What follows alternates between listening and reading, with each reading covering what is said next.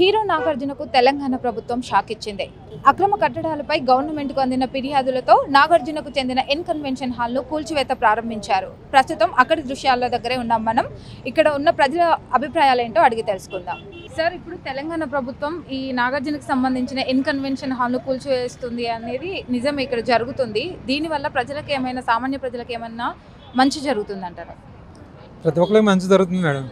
గత 10 రోజుల నుంచి మనం హైడ్రా అనే ఒక సంస్థ ఉన్నది, అన్నీ కొన్ని ఇళ్ళు కూల్ చేస్తుంది అనేది మనం ఆల్రెడీ టీవీలో చూస్తున్నామండి. ఇప్పుడు నేను కూడా టీవీలో చూసే వచ్చానండి. ఇదిగో ఎన్టీవీ ఇట్లా అదే నాగార్జున ఎన్ కన్వెన్షన్ని కూలగొడుతున్నారు అని లైవ్లో చూసి, సరే నేను కూడా చూద్దాం అసలు ఏం జరుగుతుంది ఇక్కడ, నిజమా కాదా తెలుసుకుందామని వచ్చానండి.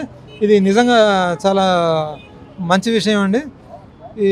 ఇది ఎప్పుడో గత ప్రభుత్వాల్లో చేయాల్సి ఉన్నాయి, కానీ అప్పుడు చేయలేకపోయింది. సరే, నాయకుడు అనేవాళ్ళు ఎవరో ఒకళ్ళు ఉంటారు, అంటే ఒక్కొక్కళ్ళు అంటే ప్రతి నాయకుడికి కూడా ఎన్టీ రామారావు గారు ఉన్నారు, ఆయన కొన్ని పనులు చేశారండి. చంద్రబాబు నాయుడు గారు ఉన్నారు, ఆయన కొన్ని పనులు చేశారండి. అట్లా కేసీఆర్ గారు ఉన్నారు, ఆయన కొన్ని పనులు చేశారండి. రేవంత్ రెడ్డి గారు ఉన్నారు, ఏం చేసేది కూడా మంచి పని అండి. అంటే ఇది మటుకు చేయడం వల్ల ఈ చెరువులు ఏవైతే ఉన్నాయో, చెరువులు ఆక్రమించడానికి ఇంకా తగ్గించగలిగితే మటుకు మనకి ఇప్పుడు ఏవైతే 1000 నుంచి 1500 అడుగుల్లో మనకి బోరు నీళ్ళు వస్తున్నాయో దాని యొక్క వాటర్ లెవెల్స్ అయితే పెరుగుతాయండి. ఇవి చెరువుల చుట్టుపక్కల కూలగొట్టడమే కాకుండా ఈ చెరువును కూడా మొత్తం సంరక్షించి దీన్ని పూర్తిగా ఎంతైతే వైశాల్యం ఉందో అంత వైశాల్యాన్ని పూర్తిగా గవర్నమెంట్ ఆధీనంలో తీసుకొని దీన్ని బాగుపరచాలండి.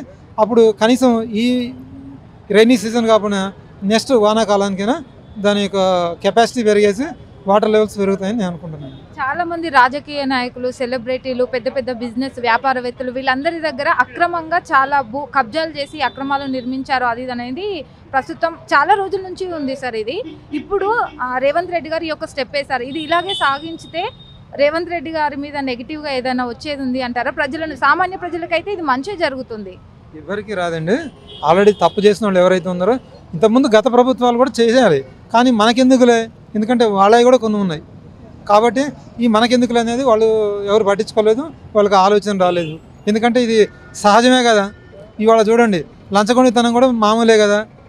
ఏది అంతే, ఇప్పుడు సామాన్య ప్రజలే ఎవరిని ప్రోత్సహిస్తున్నారు, వాడికి 100-200 ఇచ్చేసి మామూలుగా పని చేయించుకోమని ఆ రకంగా ప్రోత్సహించారు. కానీ అడిగించేది ఎవరు? పిల్లి మెళ్ళలో గంట కట్టేది ఎవరు? అలా సాహసించి ముందుకు వచ్చి చేసిన వాళ్ళని ఎవరైనా సరే అప్రిషియేషన్ చేస్తారు. అది ఏ గవర్నమెంట్ అని కావచ్చు, ఏ నాయకుడు అని కావచ్చు, ఏ సీఎం అని కావచ్చు అండి. ఇప్పుడు చంద్రబాబు నాయుడు గారిని అప్పుడు ఆయన విజన్ పెట్టేసి 2020 విజన్తో అప్పుడు హైటెక్ సిటీ అంటే అప్పుడు ఎవరికి తెలియదు. మరి ఈరోజు కళ్ళ ముందు చూస్తున్నారు ఎంత డెవలప్ అయిందో. అలానే ఇప్పుడు దీని హైడ్రా అనేది ఒక ఈయనకి రేవంత్ రెడ్డి గారికి చెందుతుంది. ఆయన మార్కు ఇంకో 50 సంవత్సరాలు విన కూడా ఉంటుందండి. ఇది రోల్ మోడల్గా తీసుకొని దేశం అంతా కూడా ఇంప్లిమెంట్ చేయాలని నా యొక్క అభిప్రాయం. ఇలాంటి అక్రమ కట్టడాల కూల్చివేత వల్ల సామాన్య ప్రజలకు మంచి జరుగుతుంది అని ప్రజలు అభిప్రాయపడుతున్నారు. రేవంత్ రెడ్డి ప్రభుత్వాన్ని ప్రజలు అభినందిస్తున్నారు.